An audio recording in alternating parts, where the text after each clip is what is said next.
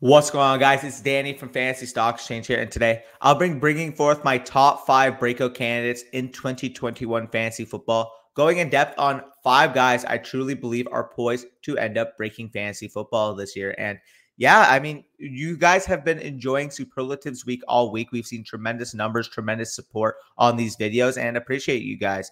If you guys are new to the channel, if you're seeing this content for the first time, if you're interested in more, make sure you hit that like button down below and subscribe as always. We're currently on the road to 6,000 subscribers, currently at about 5.75. If we can hit that by the end of the week, if we can hit that going into the season, we will appreciate it a ton. But yeah, I'm excited. I mean, when we talk about breakouts, we talk about guys that are poised to absolutely win you your leagues. And I'll get into the data, I'll get into the facts about it in a second. But before we do that, as always, we're going to hit the intro.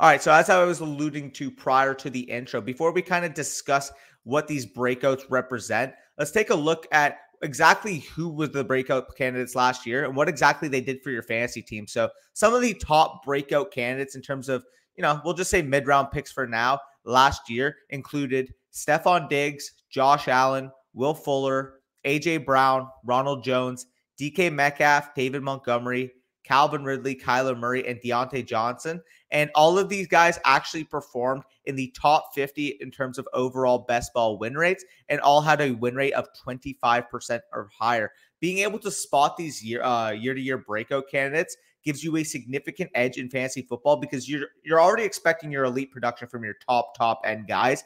Getting added elite production from your mid-round picks, from your lower end picks, is how you really build that true dominant squad in fantasy football. And being able to spot these guys are how you win your championship. So overall, enough about the blabber. I can talk about this all day. I could talk about the benefit about a breakout all day, but let's just get into the breakouts. And number 5 on my list is going to be rookie quarterback of the Chicago Bears, Justin Fields, who currently has an ADP of the quarterback 15 off the board, 124th overall player on your multi-site home league ADP, 123rd overall player on Underdog Fantasy. And to me, when I look at Justin Fields and what he represents, he is the exact depiction, the exact definition of the term I refer to all the time on the channel, being Konami code. And if you guys grew up playing video games, if you guys really truly were playing those early 2000s type of video games, you would know that the Konami code is basically a cheat code in games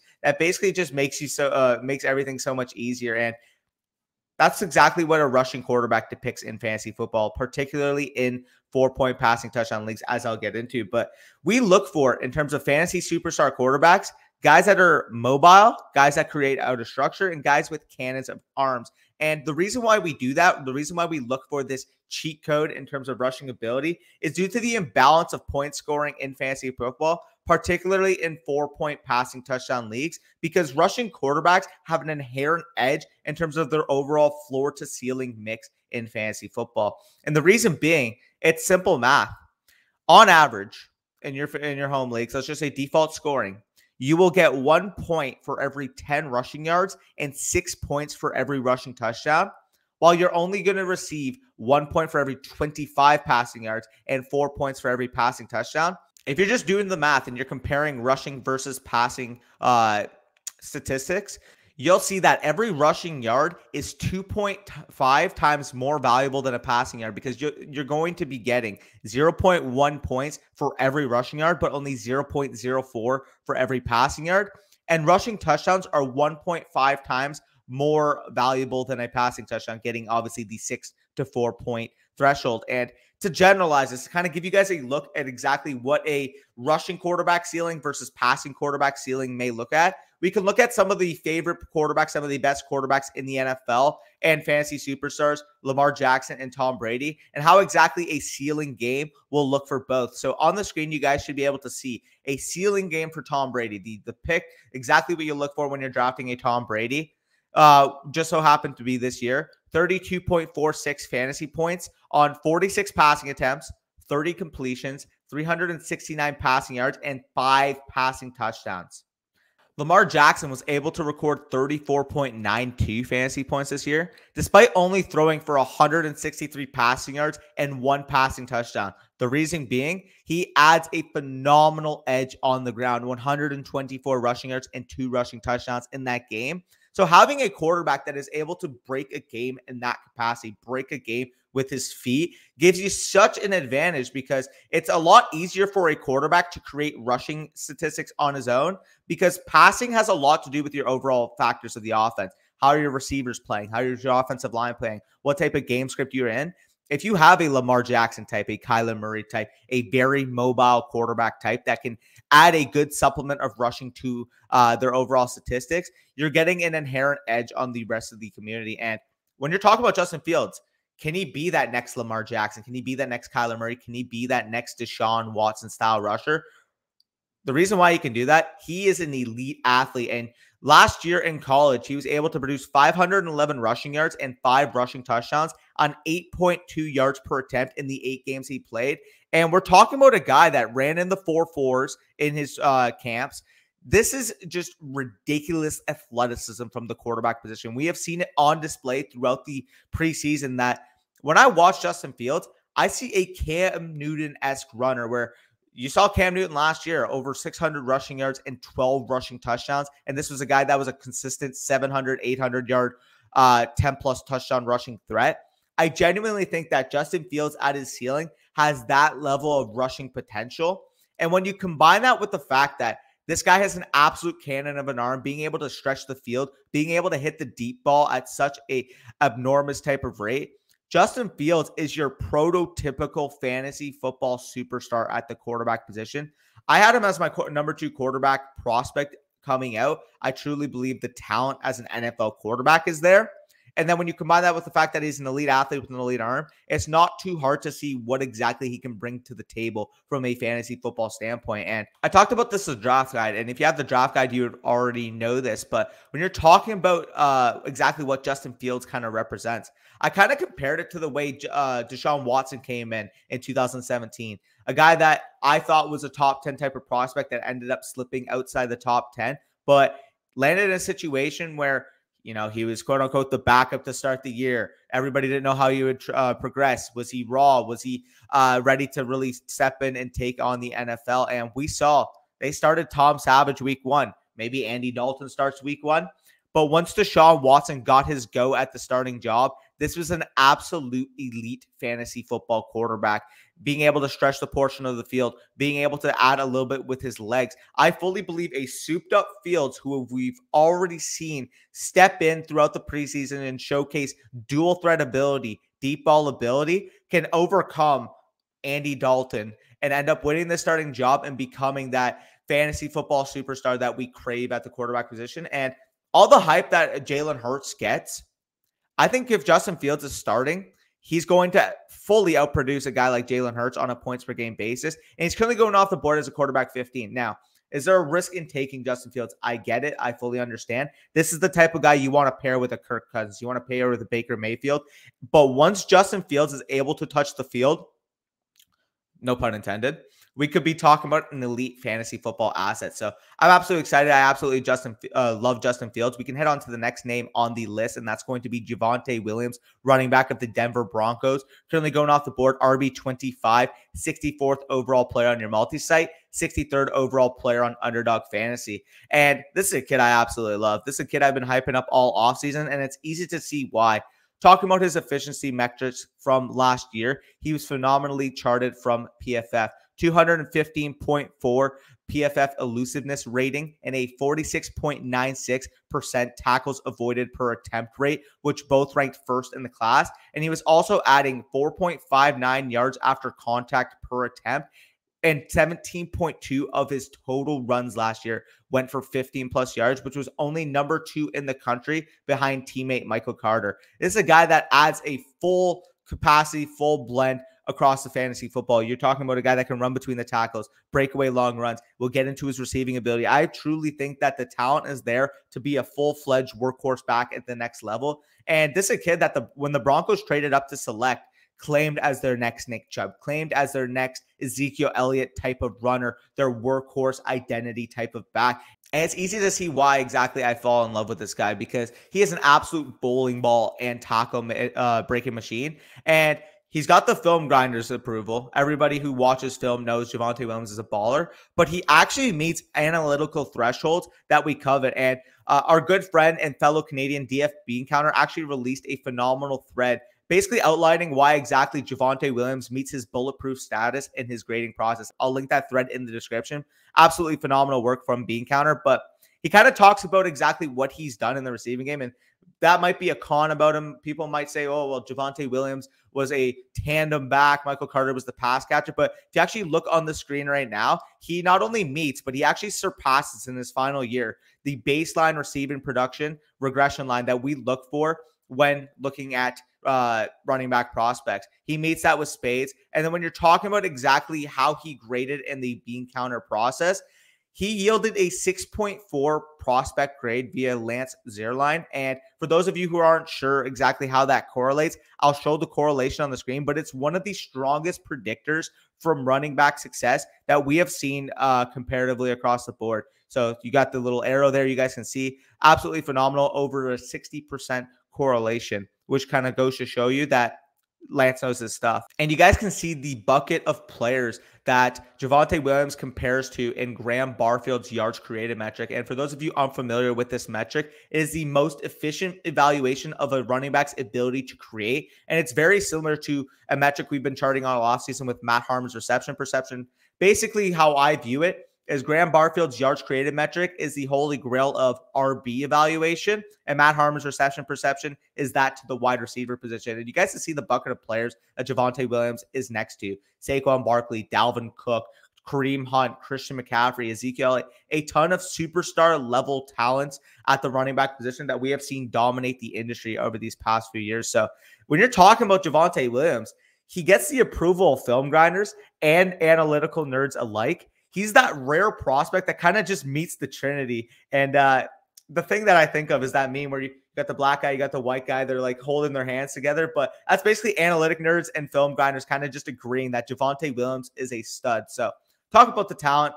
It's all there. Analytics, film, etc. Now let's talk about the situation. Let's talk about his potential for volume this year. And he's thrived this preseason. I mean, he has looked good. He's looked efficient between the tackles, pass pro. He's been all over the field for the Broncos. And as a result, in the final preseason game, he was actually rested in a showcase game for Melvin Gordon via Vic Fangio. So you guys can see that on the screen. But Broncos head coach Vic Fangio basically said that Javonte Williams was not held out due to injury, and they felt good about Williams' performances in the first two games.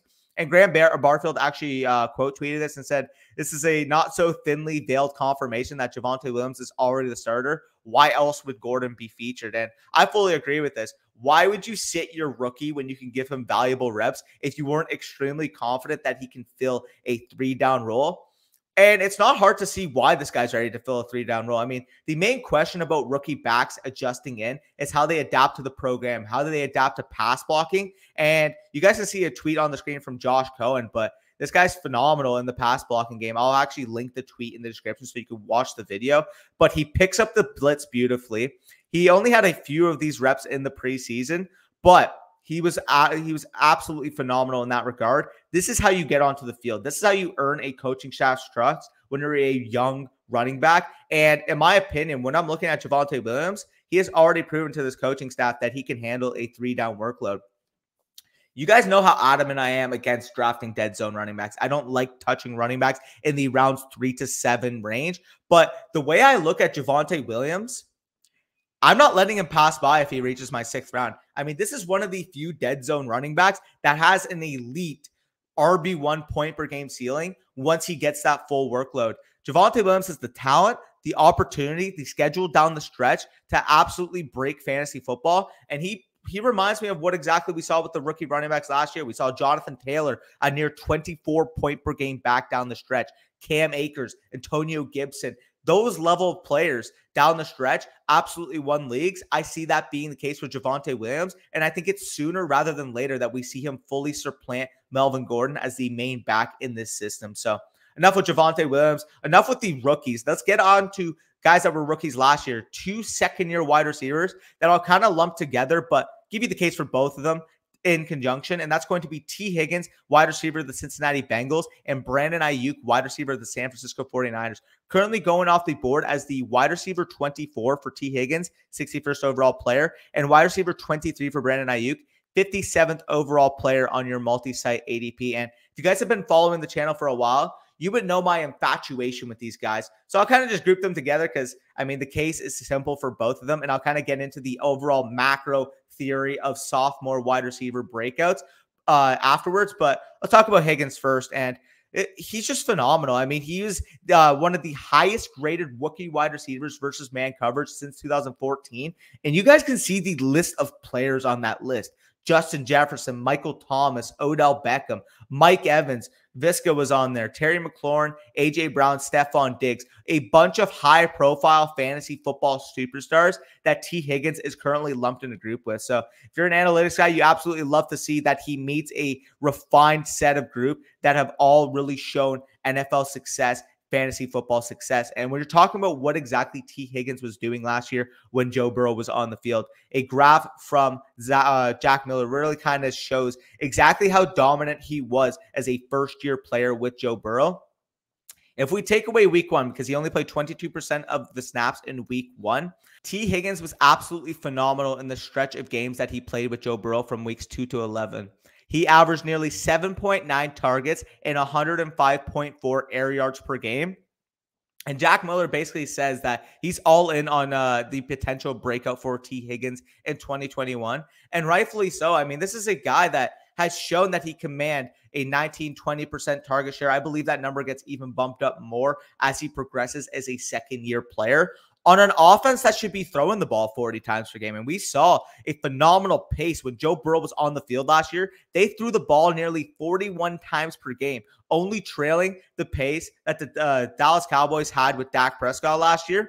And this is how T. Higgins was able to perform on those targets from Burrow. I mean, he had a 26.67% deep target percentage, third among wide receivers with 100-plus targets, and was 20th league-wide in yards per route run against man coverage. Again, people might just say, oh, yeah, Higgins is a fine player. He's just a byproduct of the system. He is not a byproduct of the system. And when you're talking about the fact that a lot of people are going to talk about Ja'Marr Chase, a lot of people are going to say, well, Ja'Marr Chase is brought in. Now he's going to be the number 2. How does that work?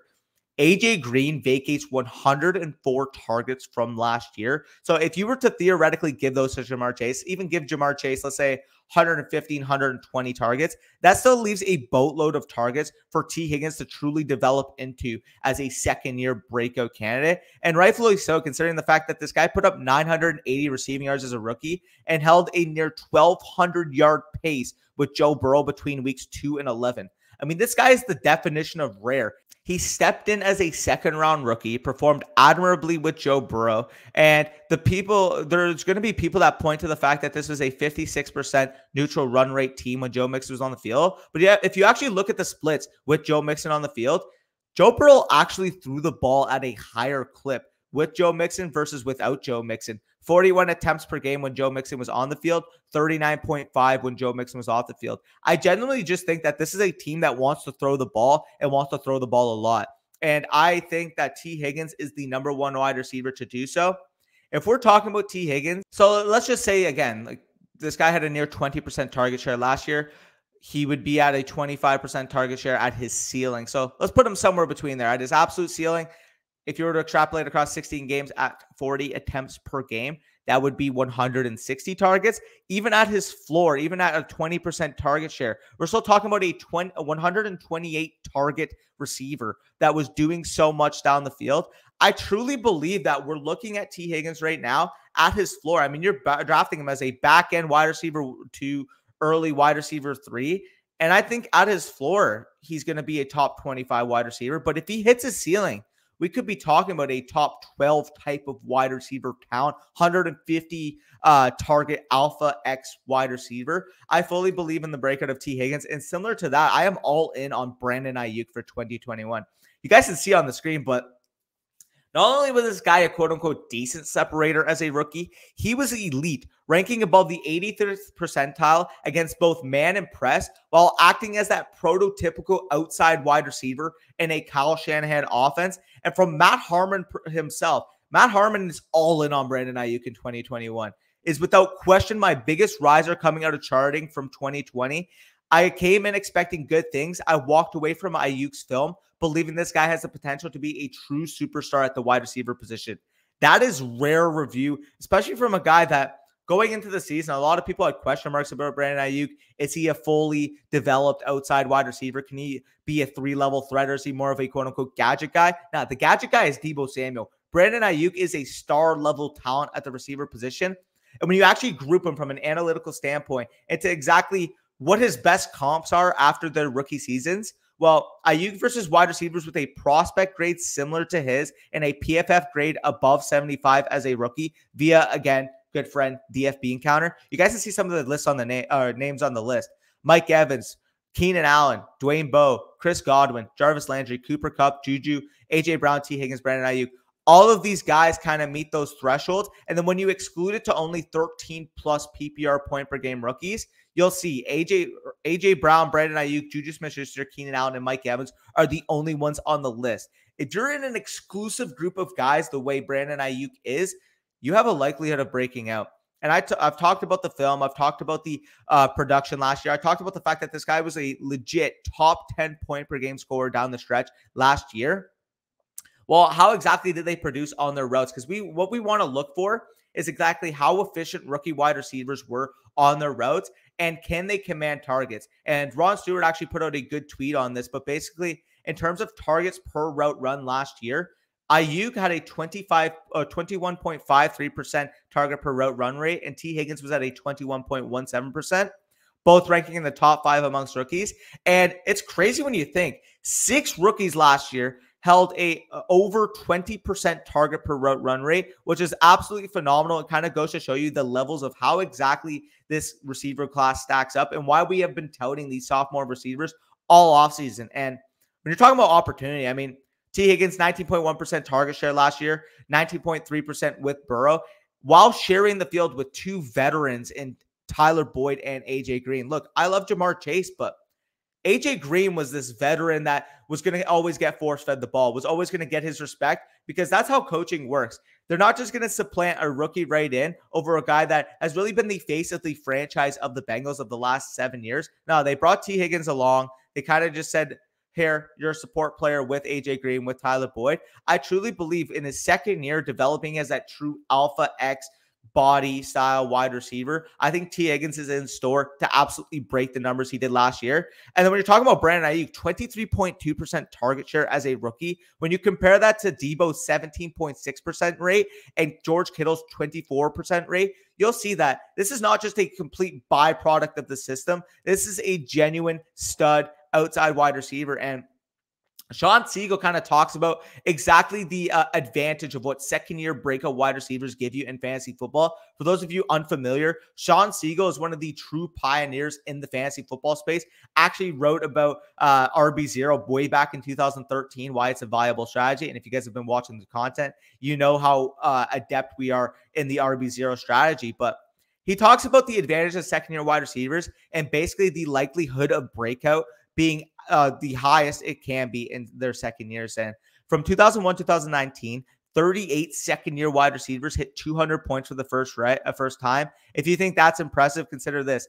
Since 2010, 26 wide receivers have broken out during their second years, more than any other breakout class has managed in a 19-year window. So it's a clear advantage. Being able to spot these second-year breakouts, being able to see who exactly is able to build off their rookie years is how you get a significant edge in fantasy football. And you guys can see the graph that he did, but it's clear that the peak breakout value happens in a rookie's second year. And you guys can see there is a clear big market deficiency on these second-year players. And I fully believe when talking about T. Higgins, when talking about Brandon Aiyuk, we could be looking at the next AJ Brown and DK Metcalf from last year. Do not let them slip from your 5th round in your fantasy football drafts. They are poised to absolutely break fantasy football in 2021. But the final name on the list, and the guy that you're probably expecting all video, the guy you were waiting on me talking about, because this is a guy I've been infatuated with all offseason, but it's actually going to be one of my division rivals. You see the Cowboys jersey behind me. You know how much of a die-hard Cowboys fan I am. But, man, I got to show some love to Antonio Gibson, running back, Washington football team, currently going off the board, RB12, 18th overall player in your home league ADP. when talking about the situation and potential upside of a back, it's not hard to recognize exactly what this Washington football team stud has at his disposal. Again, this is a familiar face at offensive coordinator and head coach to one of the best running back breakouts of the last 10 years. If you guys can guess it, 2017, it just so happened to be the guy that would go on to break fantasy football in the following 2 years. Ron Rivera and Scott Turner, son of Norv Turner, have their next Christian McCaffrey. And Christian McCaffrey had his question marks after his rookie season. We didn't necessarily see a full 3-down fledged workhorse back in his rookie year. We actually see that Christian McCaffrey had 230 opportunities or 14.4 per game in 2017 compared to Gibson's 214 in 14 games or 15.3 opportunities per game. So both these guys were able to produce as top 15 backs as rookies on a low opportunity per game basis. And when you're talking about Gibson, it's not hard to see why he wasn't fully given the reins as a rookie. I mean, this is a guy with no full-time experience at running back and was a third-round transitioned wide receiver, yet as a rookie was still able to garner that much opportunity, 214, and produce nearly 1,100 yards from scrimmage in 14 games, despite not even having a presence on third down for the majority of the year. It's just truly mind-boggling what Antonio Gibson was able to do on a limited opportunity basis as a rookie. From weeks 1 to 10 last year, Gibson had one total snap on third down and did not run a single route in the whole season. How was this guy a top 15 back on points per game? Genuinely. He had no third down role despite being a adept receiver, not only an adept receiver, a very good wide receiver in college, and he didn't have the receiving production. The reason why he wasn't using that capacity, he was so far behind in the pass protection game, and he's really worked on it this offseason. I mean, this is a guy that has gone on the field, has really improved, has made sure that he can develop in that full-fledged 3-down workhorse type of style back. And the type of buzz we've been getting throughout Washington's camp all offseason truly shows that this guy's on a trajectory to absolutely break out. And I've talked about some of these reports all offseason, but Washington's running backs coach Randy Jordan said that Antonio Gibson's improvement from this year to last year is like night and day. You can tell he's matured and got a better feel and understanding, natural instincts you look for, the intangibles you look for. Everything is there for Antonio Gibson. And Ron Rivera himself expects a big jump from Gibson in 2021. When you combine that with the fact that recent news, Kyle Allen actually went out and said that Washington's plan of utilization for Antonio Gibson is that they're trying to push Gibson into a similar role McCaffrey got in Carolina. And it makes sense. I mean, he's got the skill set. He's an efficient runner. He's a breakaway runner, and he's super adept in the passing game. And we saw once Christian McCaffrey was able to get that full-fledged workhorse, talk about the carries, the receiving production, the third down snaps, he has been the dynamic generational talent at the running back position. And me and Bush have talked about all offseason. If we're taking a back in the first 2 rounds, we want him to have that legendary league-winning type of upside. And Gibson at his ceiling, my oh my, he crushes that. And not only have they gone out and just said a lot of fugas, said a lot of stuff, you know, again, coach speak can just happen all the time. They have shown it throughout their actions. I mean, Washington released veteran running back Peyton Barber before the season started. And this is a guy that actually spelled Gibson a good amount last year on the goal line. Getting that factor out of the system just kind of goes to show you that this is a double-digit scoring rushing touchdown threat on what should be a much improved offense in 2021, comparatively so to what it was last year. We saw last year that with Alex Smith, Dwayne Haskins, all these guys at quarterback, this is a very inefficient 220 target force feed to Logan Thomas and J.D. McKissick. Well, the team has gone out and really made sure they want to open up this offense. They want to spread the ball. They want to attack down the field. Ryan Fitzpatrick, Curtis Samuel, De'Ami Brown, all big additions to this team. And validly so, they want to get the ball to their playmakers. And Antonio Gibson, apart from Terry McLaurin perhaps, is the best playmaker on this entire team. Fully recovered from his turf toe injury. No concerns there. Played the preseason. Played admirably in the preseason. I fully expect Gibson to make that ascension into not only returning on value, not only returning as an RB1, but I'm talking about a guy that can legitimately win your leagues and potentially be a top 5 selection in your 2022 drafts if he gets that receiving work and if he keeps continuing on his goal line prowess. I do believe so that Gibson has the talent and the opportunity at hand to thrive. And again, if you're going to be selective in your running backs, this is the guy you take your upside shot on. You don't just take a bog standard, safe Nick Chubb. You take an Antonio Gibson to win your league. So I'm excited. I'm fired up. I love all these guys on this list. If you have made it this far in the video, comment down below your favorite breakout candidate in 2021. Whether it's a guy that I've already talked about, whether it's a guy that I haven't talked about this offseason, I want to hear your thoughts and I'll respond to the comments. And as always, again, I mentioned it before the video started, but if you've made it this far, you're not subscribed, you see that number down below, 5.75 or whatever we're at the time this video drops. Help the cause, man. We're almost at 6K. We'll be at 7K, maybe 10K. I don't know. We'll see how you guys are able to support this video. But anyways, we appreciate you guys. You guys should be able to see Bush's sleeper video releasing later today. And it's actually Bush's birthday, so make sure you leave those birthday comments down below on that video. As always, love y'all. Peace out.